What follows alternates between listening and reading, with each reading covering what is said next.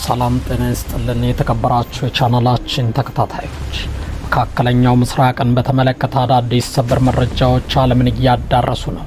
በአሜሪካና በኢራን መካከል ይደረጋል የተባለው የተኩስ አቁም ድርድር የቀን ጨለማ አውጥቶታል።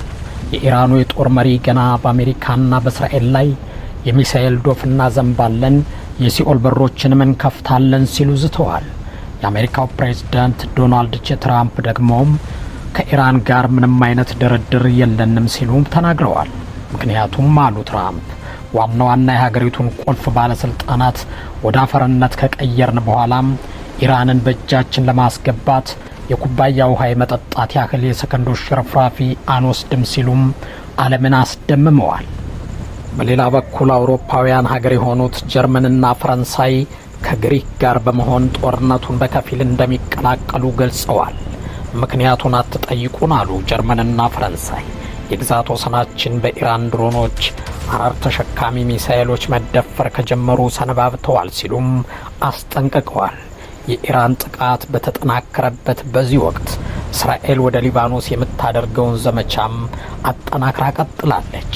ሂዝቦላ በበኩሉ ወደ እስራኤል በርካታ ሚሳኤሎችን እያስወነጨፈ ሲሆን እስራኤልም በእግረኛ ሰራዊት ወደ ሊባኖስ ወረራ እንደምትፈጽም አስታውቃለች። በሌላ በኩል ዓለምን እያስደነገጠ ያለው አስፈሪ ዜናም ከኢራን በኩል ተሰምቷል። በኢራን ደቡባዊ ክፍል 4.8 በሬክተር ስኬል የተመዘገበም የመሬት መንቀጥቀጥ መከሰቱን ተከትሎ ኢራን የመሬት ውስጥ የኒውክሌር ሙከራ ሳታደርግ እንደማትቀር እየተገመተና ዓለማት እየሰጉ ይገኛሉ።